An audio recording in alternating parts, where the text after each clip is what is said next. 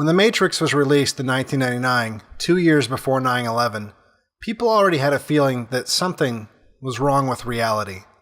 The younger generation was just beginning to see the cracks in the rose-colored glasses worn by the baby boomers. The year 2000 was looming. Talk of Y2K convinced many that global disaster was likely imminent. It was the end of the world as we knew it, but we were supposed to feel fine. Another film this generation would find themselves connecting with that year was Fight Club, a film that warned of systematic feminization of men, a feminization and consumerism that originated from the baby boomers in academia and on Madison Avenue, that had spent decades methodically reducing the men in this country into hapless, inept beta males. Fight Club poked that bear that had been lulled to sleep inside the souls of many young men. Several real fight clubs even flared up all over the country as testosterone-starved men began to question the archetype of the 90s man and the logical conclusion that that road would lead to.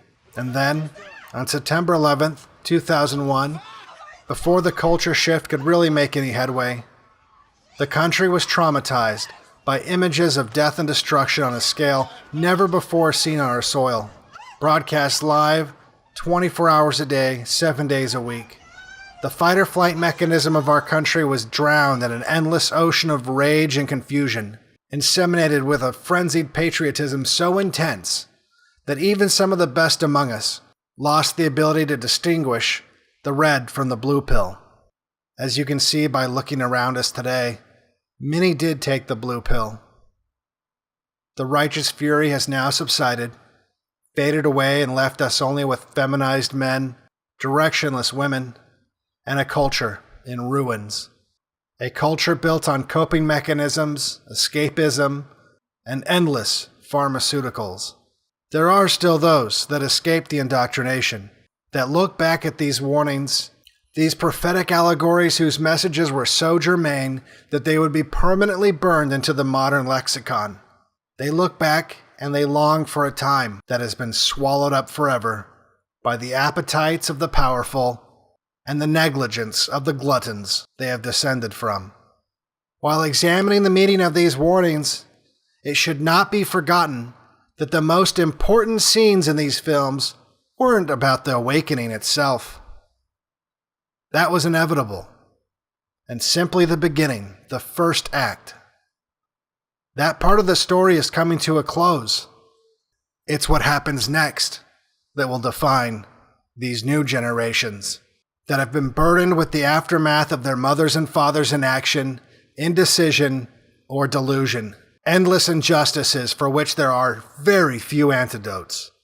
These young men are now grown up. The torch is being wrestled from the grip of the baby boomers.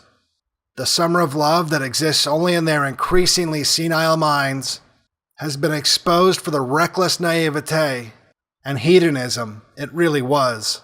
The lack of discipline and the drug-fueled devouring and bastardization of our culture at the hands of these people may finally come to an end. The power threatened by those that have resisted the programming.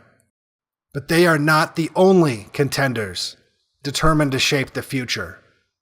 There are also legions of blue-pilled counterparts, slaves who do not wish to be freed. Or to quote The Matrix, the Matrix is a system. That system is our enemy.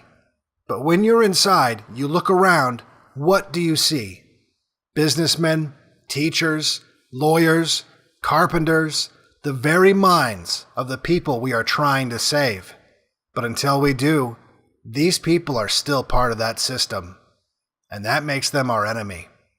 You have to understand, most of these people are not ready to be unplugged, and many of them are so inert, so hopelessly dependent on the system, they will fight to protect it.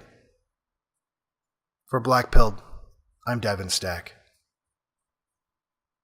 If you like my content, make sure you like and subscribe. Click the notification bell. You can donate on patreon.com/blackpilled or donate to the crypto addresses below.